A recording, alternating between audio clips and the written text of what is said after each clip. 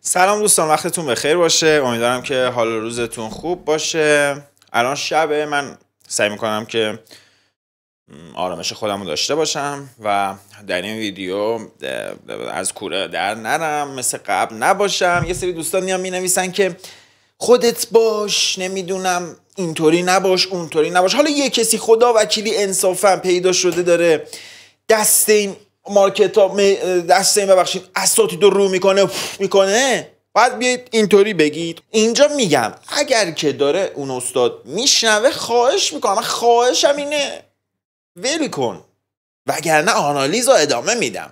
من اینجا قراره همه رو آنالیز کنم و درس بدم با سند و مدرک. آقا با سند و مدرک. اگر شما اولا که دو تا نکته، اگر پول دیدید، من پول اگر دیدید گرفتم ازتون، از سگ کمترم. هر روز یا از هر وقتی که این ما داریم درس بدیم، نمیدونم حالا چی بود تو ذهنمون، اینطوری نکنید با ما داریم اینجا درس بدیم، سند و مدرک مستندات میاریم. اینجا الان امروز دفتر آوردیم، دفتر بیارید حتما دوستان، قلم بیارید حتما، چندین قلم بیارید، رنگ‌های مختلف، مثل ما یه رنگ نباشه، چون استادا میخوان درس بدن و ما هم شاید درسی بدیم یا وی بگیم که به درد شما بخوره. نخواستیدم یا بیاید بخندید یا اصلا تشریف ببرید.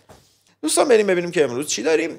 فکر کنم ایشون استاد قادری هستند، اگر بله استاد قادری هستن اگر اشتباه نکنیم، و خب میخوان ایشون ساختار مارکت. من 2 تا از ویدیوهای ایشون رو یکی کردم، حالا فکر کنم باید بزنم بره جلو چون خیلی طولانی ها. یه ذره به ساختار و تم ایشون بریم ببینیم به چه صورت هستش. درود و عرض ادب و احترام. مارکت استراکچر جلسه 11 هستش و اینجا تموم میشه. یک سری از جزئیات مارکت استراکچر مونده که با گپ و نقدینگی، با ارده بلاک ها، با نقطه ورود و اینا گفته میشه که بهتر باشه و ملموس‌تر و فهمش بذار منظور ما نفهمیدیم ساده تر باشه. پس اون جزئیات رو ما قرار میدیم برای جلسات. ایشون میگن که خب یه سری چیزا نقدینگی که اصلا ببینید، نقدینگی جزء مارکت استراکچر نیست که استاد میفرمایید. خب من نمیخوام اینجا ملا لغتی باشم، نمیخوام حالا یکی بیاد بگه که بابا تو کی هستی. میخوام بگم استاد طرز فکر رو بیزم به سمت اون مبحثی که میخواهید شما درس بدید. شما مارکت استراکچر درس بدید، من میدونم چند دقیقه اینجا صحبت میکنید، اصلا بریم جلو بعد بزنیم کلا. آقای لنس باشه، چه آقای کریس باشه، کریس لید و این موارد، هر کدوم از این موارد رابرت ماینر به شما یک مسیر مستقیم میدن. والا مستقیم و غیر مستقیمش رو نمیدونم، ولی تمام این افراد یک چیز رو راجع به استراکچر میگن. ما گفتیم حالا ببین، تغییر استراکچر خودش یه بحثه.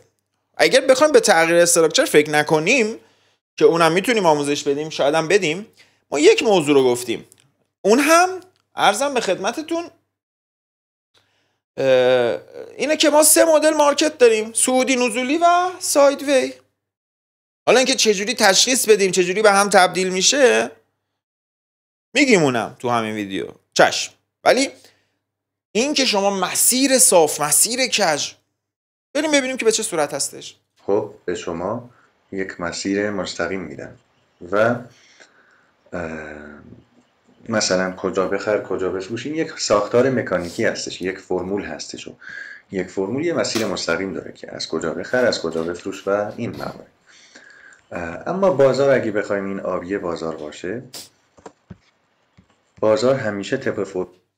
خب بزنم تو دست خودم. خب. کسی هست توی این ویدیو خب ندونه، یعنی بیاد بگه که آقاش پویا داری حرف مفت میزنی، ما نداریم صعودی، نزولی، ساید رو نداریم. آقا ساختار مارکت همه میدونن دیگه. اگر هم نمیدونن، انقدر این حرف منطقیه که میگن اوکی راست میگی، ما حواسمون نبود.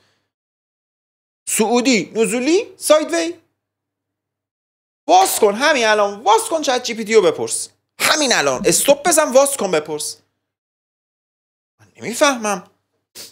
خب فرمول شما پیش نمیره، بعضی مواقع به این شکل پیش میره، بعضی مواقع به این شکل و بازار فقط گاهی طبق نظر استاد بگو دیگه، ما رو اذیت نکن دیگه، نقاشی دیگه هی بالا پایین. بابا یک کلو سعودی نزولی سایت دیگه. ببخشید من الان یه بچه 5 ساله هم صدا کنم بگم آقا این رو به بالا میره یا پایین میگه دیگه. شما دیگه مسیر صافو میکشی بالا پایین، وقت ما رو میگیرید. برای شما پیش میره. بقیه موارد برای خودش میچرخه، اصلا اهمیتی نمیده به اینکه سبک شما چه سبکیه. و من ازتون خواهش میکنم موضوعی که براتون اهمیت داشته باشه یک محاسبه خیلی سریع و خوب باشه، یک محاسبه قدرتمند باشه و یک پایبندی باشه به اون چیزی که مد نظرتون هست. ساختار چیست؟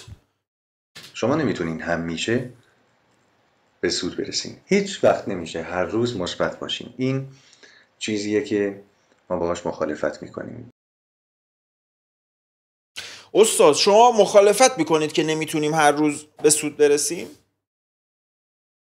ما خداییم مگه؟ استغفرالله. خب ممکن موافقت کن استاد دیگه، هر روز نمیشه به سود رسید دیگه، مخالفت نکن دیگه اینو. اما در نهایت میبینیم که دقیقاً عین همین پیش میاد. شما نمیتونین تعیین کنین معامله بعدیتون سود هستش یا ضرر، ولی میتونین تعیین کنین اگه معامله بعدیتون با سود باشه چقدر سوده، اگه با ضرر باشه چقدر ضرر. و اینها مطالبی هستش که باید بنویسین، باید هر روز با خودتون تکرار کنین. یه چیز جدا نشدنیه و عیناً هم چی باید بنویسیم؟ من نفهمیدم چی گفت استاد بنویسیم؟ هر روز نمیشه سود کرد. هر روز نمیشه سود کرد. خب پیش بله میاد و خب بهتره که از همین الان مطمئن باشین که مارکت همچین ساختاری داره و همچین. استاد شما ساختار اصلا نگفتید چیه؟ من نفهمیدم. مارکت یه ساختاری داره که هر روز نمیشه سود کرد.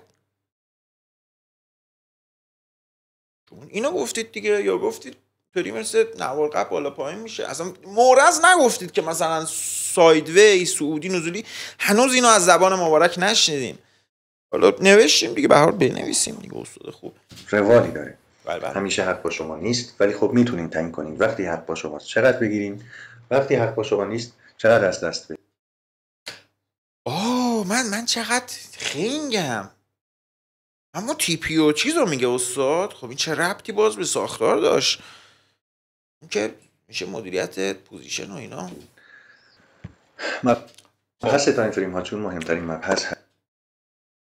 استاد ساختار رو هنوز نگفتید، ما رو گیج دارید میکنید، دارید برید تو تایم فریم ها. استاد ساختار رو بگید استاد، تو خدا یه ساختار رو بگید دیگه. رفتید تو تایم فریم که بابا گیج شدم من. بریم حالا ببینیم تایم فریم به چه صورت هستش. حداقل بریم تایم فریم. خب اینجا موضوع عوض شد دیگه، بریم تایم هستش و خب اصل کار ما هستش یک بازار فرکتال. باید در نظر بگیریم ما با 3 تایم فریم که کار میکنیم. گفتیم تایم فریم بزرگتر، تایم فریم بالاتر از تحلیل قرمز، با قرمز مشخصش کنیم. مثلا شما یه چارتی دارید. مثلا دوستان مثلا این رنگ مهم نیست. اینجا استاد مثال میزنه، هیچ رنگ مهم نیست. خب بیام با قرمز مشخصش کنیم. من روی چارت خودمون که نمیخوام گول بزنیم، به احمق دور از من نیستم که دیگه. خودمون رو نمیخوایم گول بزنیم. اینجا استاد یه رنگو میذاره، پس در نتیجه ما هر جایی هم نباید مسخره بازی دریم. متوجه شدید؟ اینا جدی هم این جدی هم رنگ مهم نیست. یه چیزی درست بگن استاد. فعلا مثالی نمیدم تا وقتی که مفاهیم کامل نشه. ببینید چشم تمریناتی داریم برای مارکت استراکچر. بذار من ببینم یه ذره جلوتر بریم ببینیم استاد همه رو با هم بعضی مواقع ساخت آموزش ها، ولی برای هر کدوم از این مفاهیمی که اینجا گفته میشه روی چارت انواع و اقسام مثال ها آورده میشه و خیالتون از این راحت باشه که به صورت کامل نمونه هایی رو روی چارت ببینیم تا درک و فهمش ساده تر باشه. و مرسی استاد. بریم جلو ببینیم. تایم فریم بالاتر از تحلیل رو که میشه 4 ساعته یا حالا 1 ساعت 15 دقیقه 3 دقیقه هم هست، ولی خب ما میگیم 4 ساعته 1 ساعت 15 دقیقه. حالا این تایم فریم رو شما فرض کنید یک کشور هستش.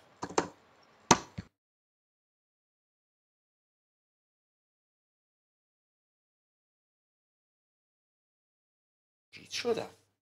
اشتباه ببینیم جان. خیلی خوب. تایم فریم تحلیل رو شما فرض کنید یک استان هستش و تایم فریم ورود رو شما فرض کنید یک شهر هستش دیگه.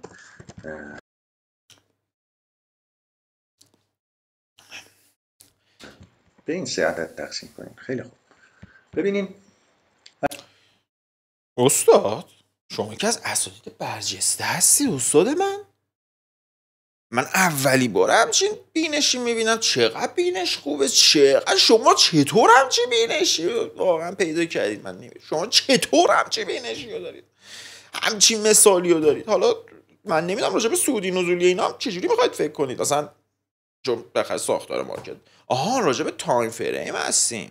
تایم فریم شاید هم مربوط به ساختار من هیچ کلا اصلا استاد من رد دادم. اگه یک کشور سعودی باشه، اگه یک کشور سعودی باشه، خب استاد چرا رو چارت توضیح نمیدید؟ من نمیفهمم. حالا حتما باید با کشور استان مثلا ژاپن سعودیه، خب ما انتظار داریم جان ژاپن سعودیه؟ وقتی در مورد ژاپن صحبت میشه استانهاش هم همه سعودی باشن دیگه. غیر اینه شما اصلا تصورتون دیگه استاد ژاپن صعود کنه استان صعود میکنه دیگه، همه صعود میکنن. هست توی ژاپن مثلا یه استانی مدرسه هاش بد باشه؟ نه ادارات هیچ چون ژاپن سعودیه، تمام استان ها همه جاش سعودیه، هیچ جای بدی پیدا نمیشه. وگرنه که اصلا ژاپن سعودی نبود. بد باشه نه. شهرها چطور؟ همینطور دیگه کل شهرها. شما همه چی وقتی در سعودیه. مورد استان خیلی پیشرفته مثلا توکیو صحبت میکنیم طبیعتا انتظار داریم که همه شهرهای توکیو هم ببینید ژاپن خب کشور تمیزی، حالا کاری نداریم به این آشغال رو زمین ها معمولا نمیزن، مردم فرهنگی دارن. خب تو استان هم همین تمیزه، تو شهر هم تمیزه، تو روستا شما برو تو بیابون آشغال پیدا نمی‌کنی هیچ جا. تو توالت شخصیمون هم آشغال پیدا نمی‌کنی تو ژاپن، همه تمیز.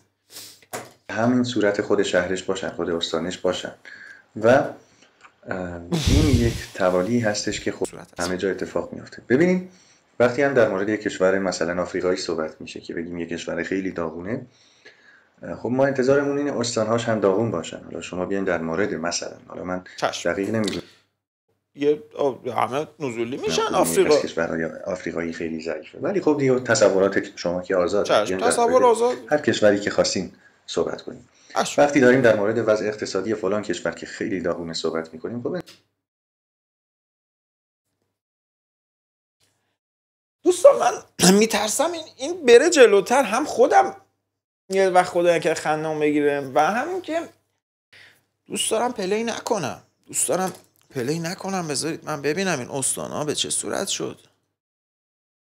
خب بذارید من ببینم اینجا استاد یه ذره زدم جلو ببینم که شهر رو سعودی کنن. حالا یه بحرانی زده این نزولی شده بود، الان مجدد سعودی شده و خب افرادی که بخوان طبق این ترید کنن بیشتر مواقع آسیب میبینن. حالا این از این نظر خب مثلا نزولی شده، خیلی خوب، ما میدونیم این یه حدی داره نزولی شدنش که اگه از اون حد بیشتر بگذره بقیه استانها هم دچار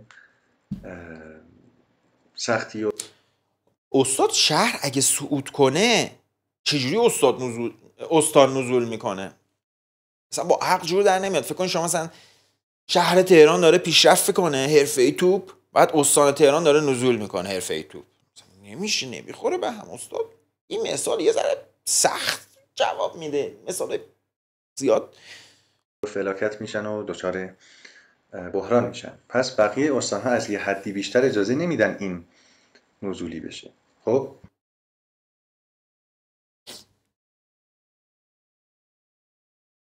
سخت فهمش ولی میفهمم استاد این نزولیه. خب ما شهرهای نزولی که استان نزولی داره، یعنی استان شهرهای نزولیش رو ترید میکنیم. خب مثلا فلان استان الان اوضاعش خرابه، خب ما میریم یکی از شهرهاشو ترید میکنیم.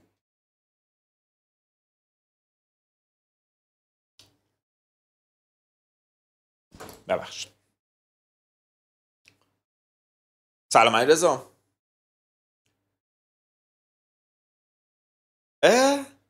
رفتی اصفهان؟ خب نمیتونی سود کنی فردا. اصفهان نزولیه. سود کرده؟ چرا؟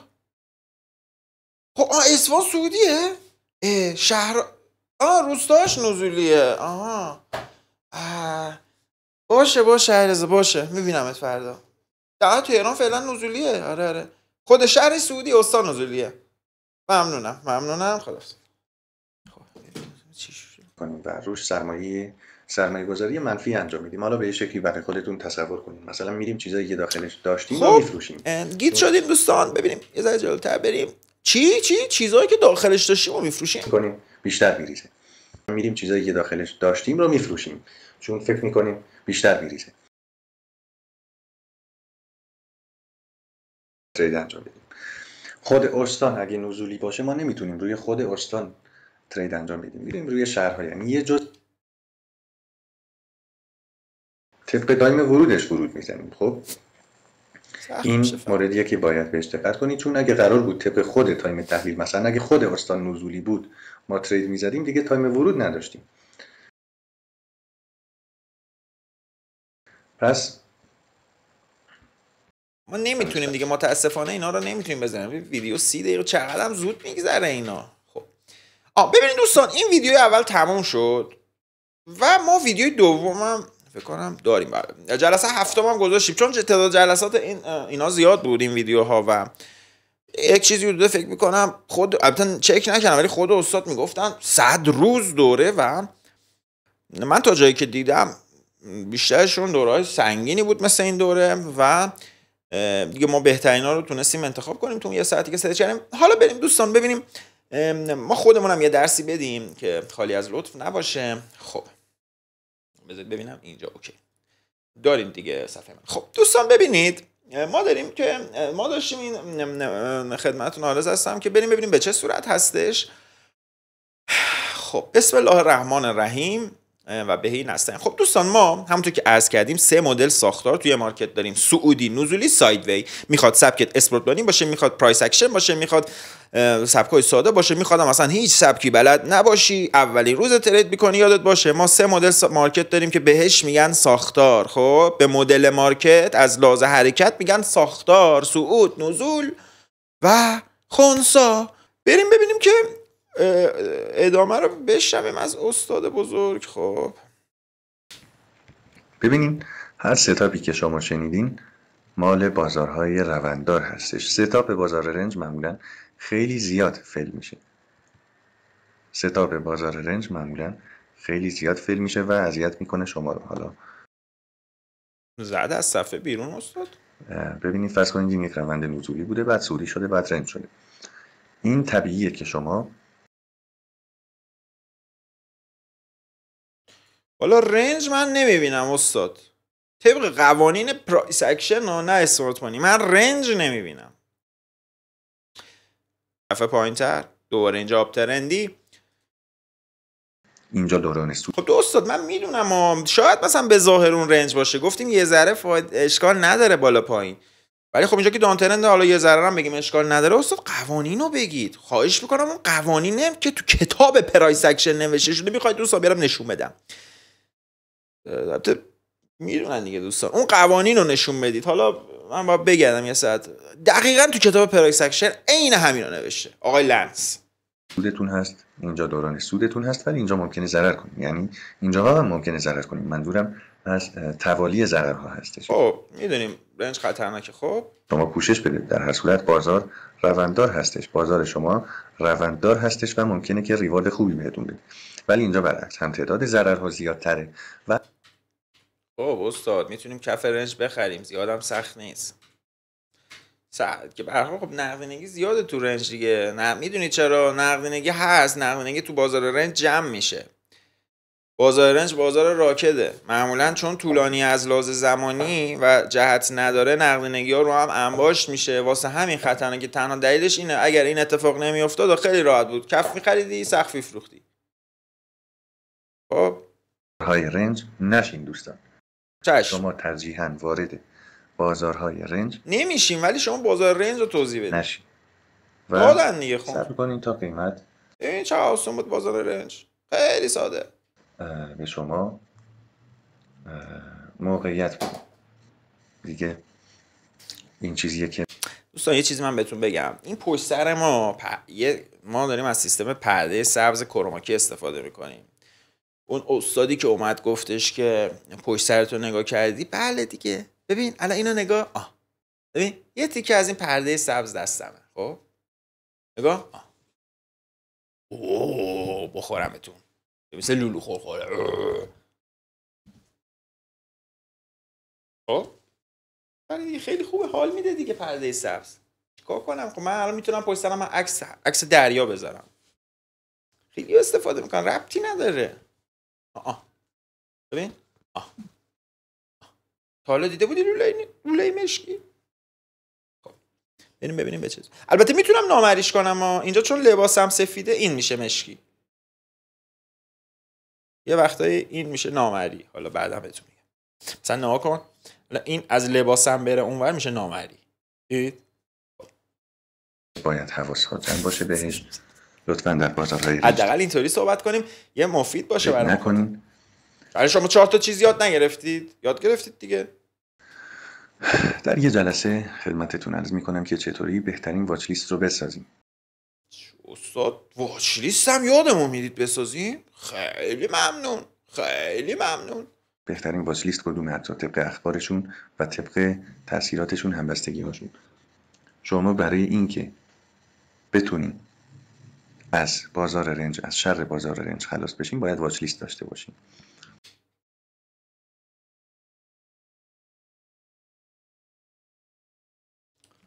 سلام علی رضا، میدونی چرا تو همش بازار رنج ترید میکنی؟ بابا واچ لیست نداری. ببخشید چی گفتم؟ آره میدونی چون تو واچ لیست نداری بازار ساید وی ترید میکنی. آره بابا واچ لیست بساز، واچ لیست بساز. اصلا کلا با واچ لیست دیگه ترید نمیکنی بازار رنج. با اینکه من رقیبتم ولی اینم گفتم دیگه. حالا دیگه برخلاف گفتم. خداحافظ. نباید تکی روی یکی کار بکنیم. ببینین هست مثلا فقط روی طلا کار میکنیم. خب اگه یه روز بد طلا باشه و شما نتونین جلوی خودتون رو بگیرین، واقعا دیگه همه زحماتتون توی روزهای خوب به هدر میره. استاد این چه ربطی الان به ساید وی؟ اصلا من که تغییر جهت رو ندیدم تو بازار خنثی ازتون استاد. شما خیلی شاگرد دارید، خیلی آدم ناراحت میشه اینقدر شاگرد دارید. استاد من چجوری شاگرد جمع کنم؟ من شاگرد میخوام. استاد یادم بده من شاگرد میخوام. شما این همه شاگرد، این همه لول بالا، الان هم ساید وی رو یاد دادید به ما که چجوری تشخیص بدیم، با چشم گفتید میبینیم تشخیص بدیم، هم تغییر روندی که خودتون فرمودین رو توضیح دادید که چجوری اونم با چشم میفهمید. یا حداقل همه چی چشمیه دیگه، چشمی همه چی. چندین روز خوب نیاز دارین که برگردین روی سطح خودتون. پس نیاز داریم واچ لیست داشته باشیم. میگردیم بین واچ لیست ها، موقعیت ها رو مشخص میکنیم. مثلا که آقا این الان رنجه، بی خیالش میریم برای یک ارز دیگه، یک شاخص. خب استاد بریم ببینیم که فارغ از این مسئله ببینیم شما برای این که یه چیزی اومد استاد دیگه بدیم بازار. خب دوستان یه چند ثانیه حرف بزنیم بعد فرمایش استاد رو پلی کنیم. اینجا مثل که میخوان توضیح بدن که چجوری تشخیص بدیم که به چه صورت هستش این روند. و خب بریم ببینیم که فکر میکنم الان مناسب هستش. خب فارغ از این مسئله ببینیم شما برای این که تشخیص بدیم بازار رنج کی تموم شده، نیاز به تایم فریم بالاتر از تحلیلتون داریم.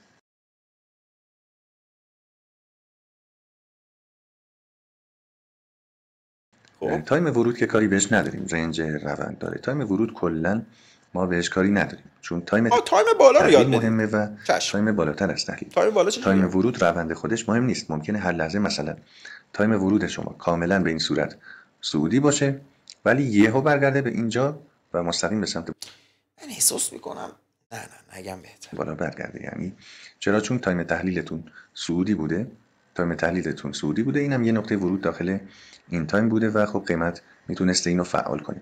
حالا هر چقدرم تایم ورودتون صعودی باشه ممکنه قیمت برگرده و به سمت بالا برگرده. پس یادتون استاد فشار میخورن توضیح میدن یا مغز ما فشار داره میخوره؟ یکی از این دوتاه. یا استاد فشار میخوره داره توضیح میده الان، یا مغز ما داره فشار میخوره با توضیحات استاد. تو نره روند داخل تایم تحلیل اهمیتی نداره. هر روندی که هست و هیچ تایم بالا رو بگست ستون باشه در مورد و تایم بالاتر از تحلیل هست. استاد خسته شد دیگه، ببینید چه نفسی میکشن دیگه بس صحبت میکنیم. رنج بودن هم همینطور. وقتی داریم در مورد رنج بودن صحبت میکنیم درست مثل روند در مورد تایم تحلیل و تایم بالاتر از تحلیل هستش. چشم استاد دیگه من استراحت کنیم که ما دست نگه داریم و بیشتر از اون داخل گودال نریم و داخل چاه نیفتیم و چشم بریم جلو دیگه. دقیقه آخره بذارید دوستان. وقتی شما مشاهده میکنیم بازار اینجا شاید نکته مهمی بگم این استاد. نقطه منشأ آخر ما هستش و این هم نقطه مثل که داره میگه استاد، مثل این که داره میگه استاد سقف قبلی که اگه این بشکنه اینجا برای ما یه منشأ تشکیل میشه. بازار آیا رنج هستش یا نه؟ یعنی شما اینو به عنوان بازار رنج در نظر میگیرین یا نه؟ خیر، این بازار رنج نیست. درسته؟ ای خدا من چیکار کنم بابا؟ من این ویدیو رو استاپ کنم؟ دیوانه شدم. خب مگه موج آخر که شما خودت 2 خط قرمز گذاشتی، مگه اون همه موج گیر نکرده لای اون 2 خط آخر؟ باز میگید شما سایدوی نیست. من دیوانه شدم. من به قرآن این مغز درد گرفته الان. خسته شدم. ویدیوی قبلی میخندیدیم. خسته شدم. داخل تایم های ساختارهای داخلی که در جلسات بعدی در موردشون صحبت میکنیم ممکنه اینا رنج باشه. اینجا ممکنه یه رنج های ما داشته باشیم ولی در خود تایم تحلیل رنج نیست بازار. استاد بسته دیگه. تو رو خدا نقطه ورود داشته باشیم. اینجا ممکنه یک نقطه ورود داشته باشیم و هیچ ایرادی بهش وارد نیست. چشم. بازار با فیل کردن موقعیت ها تبدیل به یک بازار رنج میشه. با فیل کردن موقعیت رنج میشه. یعنی با شکستن موقعیت ها که مشخص میشه بازار احترامی قائل نیستش برای بازار هیچ وقت احترام نمیذاره این حالت. یعنی چی؟ یعنی وقتی منشأ ها رو داریم، خب ببینیم شما اینجا منشأ دارین، خب اینجا منشأ دارین، خیلی خوب، میاد منشأتون رو میشکنه. پس استاد بالاخره گفت منشأ رو بشکن. خدا رو شکر. ببین دوستان ما اگه میخواستیم اینجا ناعادلانه رفتار کنیم خب این یه تیکه الان میبستیم دیگه، میگفتیم استاد اینم نگفت، ولی خودشون ما عدالت رو رعایت میکنیم. استاد گفت دیگه، گفت چرا این صفحه رفت؟ حالا ولش کن. استاد گفت روندچی نزولی ولی بعد برمیگرده این منشأ رو هم میشکنه. پس الان روندچی صعودی. اینجا شما ترجیحاً میتونین دست نگه دارین. استاد شما داری اسمارت مانی یاد میدی، خودتون دارید میگید، اصلا با سرچ اسمارت مانی شما بالایید، بعد چنج آف کرکتر رو توضیح دارید الان میدید. یعنی شما ترجیحاً میتونین دست نگه دارین. ببینید استاد من چی رو دست نگه دارم؟ مثلا چی کار کردم که دست نگه دارم؟ من الان اگه تو تریدم بودم استاپم خورده دیگه استاد. چون معمولا تریدرها حتی خود ما مبنا رو میذاریم آخرین کف قوی. خب دیگه وقتی از دست میره دیگه از ترید اومدیم بیرون، چی رو دست نگه داریم؟ من نمیفهمم چی رو دست دوباره یعنی ترید نگیریم. خب معلومه وای میسیم پول بک بده ببینیم نزدیک اون اورد بلاک سقف شورت میکنیم که اینجا چون فیک بوده خب استاپ کوچولومون میخواد بخوره تو سقف. تا وقتی که قیمت داخله، البته من دارم منطقای ساده رو میگم و هر تریدری یه منطقی داره، شاید شما یه چیز دیگه فکر کنید تو مارکت. دلیل نمیشه که الان حتما این چیزی که من میگم چیز باشه درست باشه. خب بالاتر از تحلیل یک کندل ببنده بالای این قسمت یا پایین این قسمت. ببینید شما حتی میتونین تا 3 بار شکست صبر بکنید. استاد سرویس میشیم 3 بار شکست؟ خسته میشیم استاد 3 بار شکست صبر کنیم؟ ولی خب چون استراتژی باید به شکلی باشه که هم از لحاظ فنی مناسب باشه و هم از لحاظ روحی و روانی برای اشخاص مناسب. استاد فنی که خب شما 100% درجه 1، ولی روحی روانی من به خدا یه ذره سعادت دارم باشه. نمیدونم چرا. پس ترجیحاً اون 3 مورد رو کم کنین و 2 مورد، یعنی 2 تا خط رو داشته باشین، بازار رو رنج در نظر بگیریم. این یک خب دوستان من فکر میکنم دیگه کفایت این دست رو داریم و دیگه حالا استاد رنج های مختلف رو نشون میدن، ما خسته شدیم سردرد. خب دوستان ممنونم. فیکس میخواستیم ما اصلا میخواستیم 40 دقیقه تموم کنیم، دوباره شد 1 ساعت. حالا خوبه که بالای 1 ساعت نشد. دوستان ممنونم. این ویدیو میدونم سخته ولی به هر حال ما هدف آموزش رو داریم. ما هیچ وقت هدفمون خدای نکرده توهین نیست، هدفمون کاملا آموزشی هستش. من خیلی احترام برای هر شخصیتی مخصوصا ایشون قائل هستم. به هر حال هر عزیزی داره زحمت خودش رو میکشه و خدایی نکرده اگر ایشون این ویدیو رو دیدن فکر نکنن که ما جسارتی کردیم و خیلی هم دوستشون دارم، همه رو دوست دارم و قلبا این ویدیو قلبا یک به هر حال جنبه تحلیلی داره، یه ذره فان، ولی خواهش میکنم آخر هفته سورپرایز دارم. آخر هفته رو حتما بیاید. احتمالا نمیدونم، احتمالا این ویدیو میترکه از لحاظ ویو. آخر هفته حتما یه بمب ساعتی داریم براتون که از الان شماش معکوسش به صدا در اومده. ویدیوی کوتاه ما رو ببینید تا ویدیو بعدی.